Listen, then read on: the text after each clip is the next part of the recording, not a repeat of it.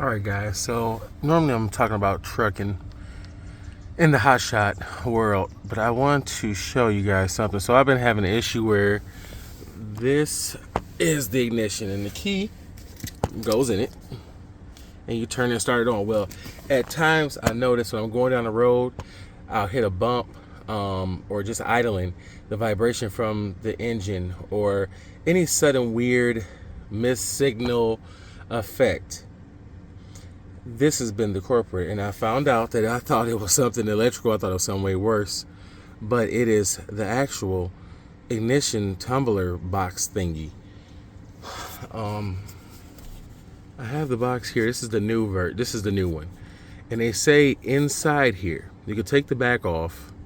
I guess you take a couple of screws off and just easily pry it, from one side to another.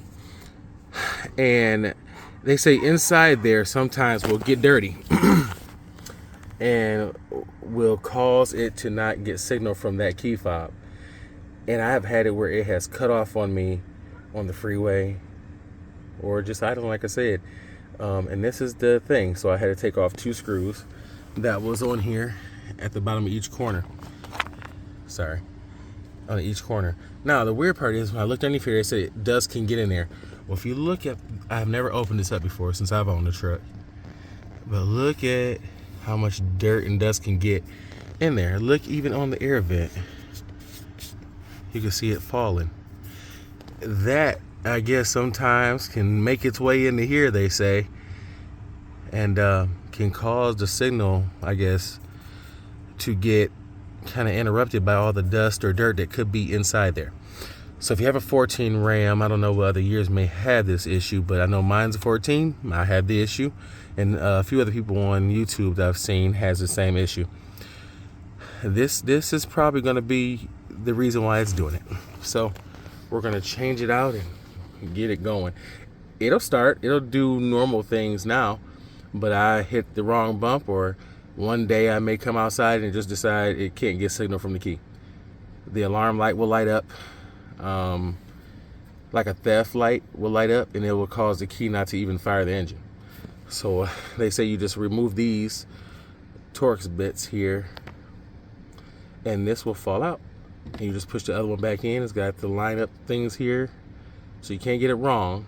Just make sure you got it positioned the way it looked from the original, and it should work. What I did, I plugged mine up before I decided to install it to make sure I don't have to do no key, any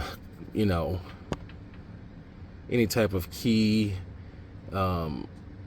switching or someone to reprogram the key. I don't have to. I bought the part from Chrysler, and I just tested it out, and it fired right up without any type of programming. So if you want to know the box here from Mopar, this is it. So it's the original one again, guys. So we're gonna install it. I just want to give you that little bit of information just in case this happens to your Ram. Go here first. Check that key fob tumblers thing and make sure it's getting good signal from the key so you can start the engine. All right, so I just unbolted the Torx screws. There's 4 of them there, and it already started wanting to fall out. So I'll just pull it out. Don't mess up anything here.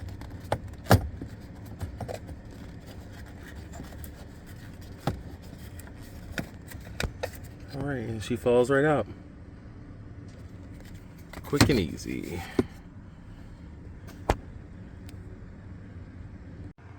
All right, guys, so I got it in.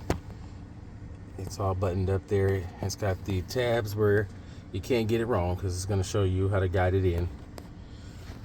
Also on the back of here, I'll put a good video of it for you.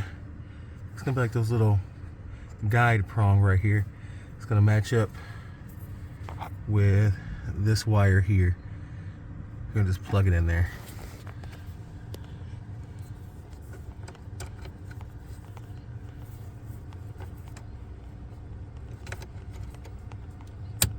You'll hear it pop in, and here's the Ram key. Mine has the remote start. I'll test it out too.